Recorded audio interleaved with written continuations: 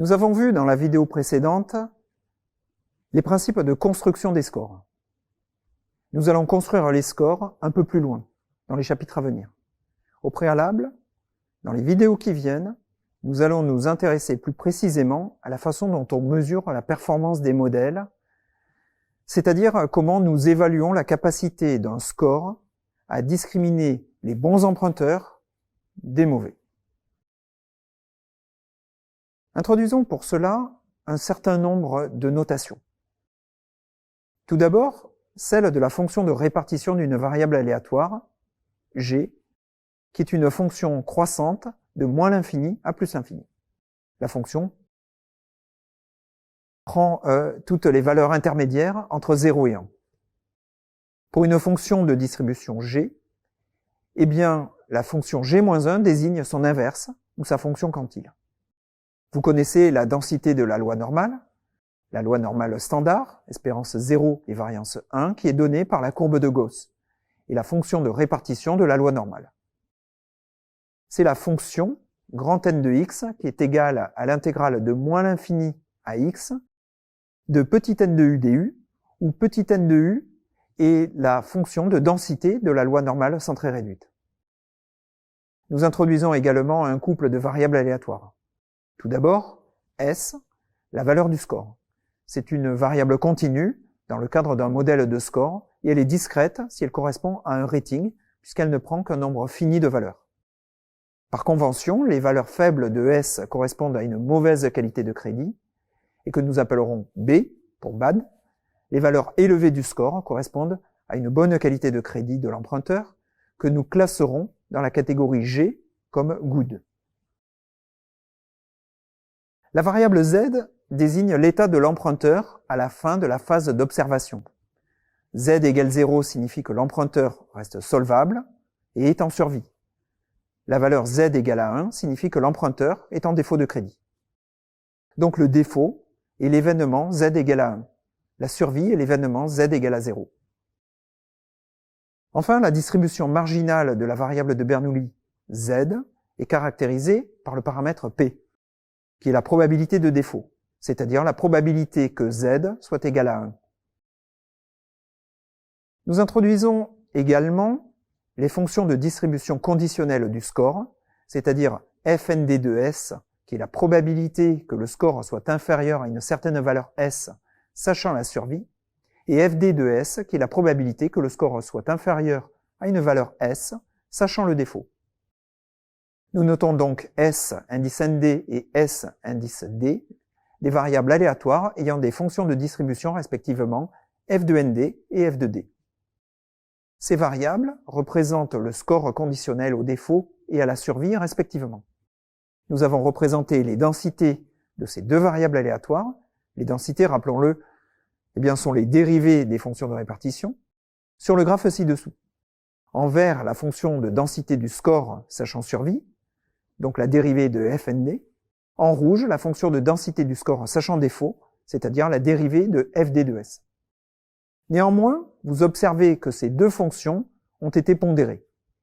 Nous avons en réalité représenté ici 1 moins p fois la densité de SND, c'est-à-dire le taux de survie du portefeuille fois la fonction de densité des emprunteurs en survie. Et ici en rouge, p fois la densité de SD, de sorte que la surface interceptée par la courbe rouge est égale à la probabilité de défaut P. La surface interceptée par la courbe verte est égale à la probabilité de survie 1 moins P. Et la surface interceptée par la courbe rouge est égale à P. Nous prendrons régulièrement l'exemple des scores distribués normalement, pour illustrer notre propos, c'est-à-dire le cas où les variables conditionnelles de score SD et SND suivent des lois normales. Nous supposons que SD est centré sur mu D et a une variance sigma carré D, et SND a pour espérance mu ND et variance sigma carré ND. Pour les applications numériques, nous prendrons les valeurs suivantes. Mu D est égal à 5, mu ND est égal à 8,5, sigma D est égal à 1,96 et sigma ND est égal à 2. Alors pourquoi ces valeurs? Simplement, j'ai pris les mêmes valeurs que celles tirées d'un article de Dirk Tache, qui est en référence à la fin de cette vidéo à la fin de la vidéo numéro 7. Nous avons choisi également une probabilité de défaut inconditionnelle P égale à 30%. C'est-à-dire que le taux de défaut sur ce portefeuille est de 30%.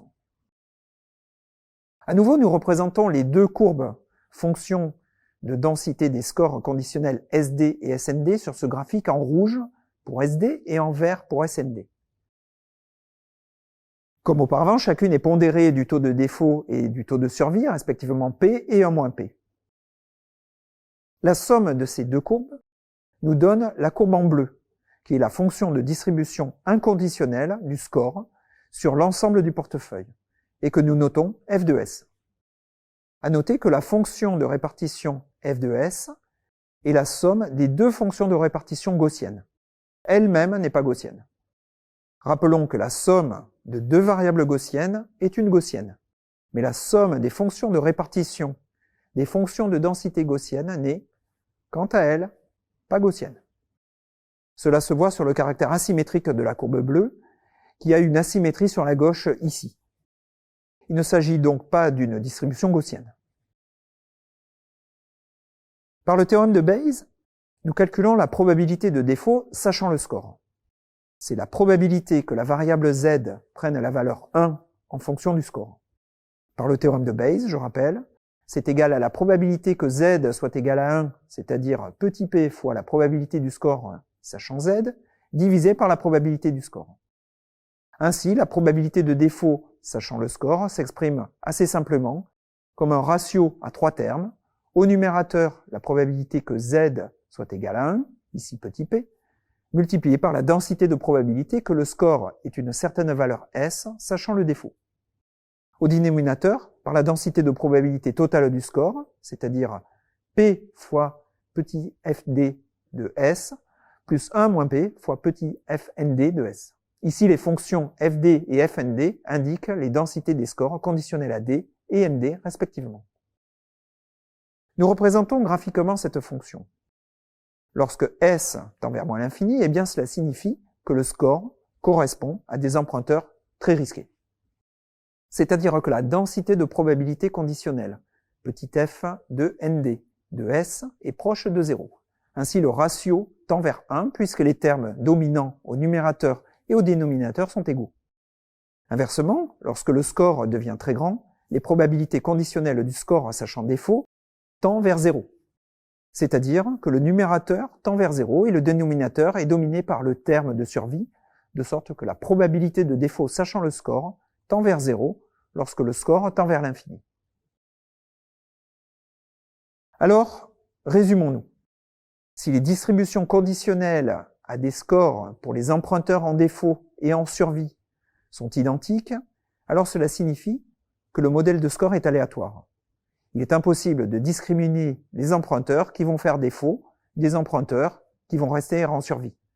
Et donc, les distributions conditionnelles seront identiques. Si les distributions conditionnelles sont parfaitement disjointes, alors le modèle est parfait. Il sera très facile de discriminer ceux qui iront au défaut de ceux qui resteront en survie, simplement en connaissant la valeur de leur score. Enfin, le modèle sera d'autant plus performant que les distributions conditionnelles seront séparées.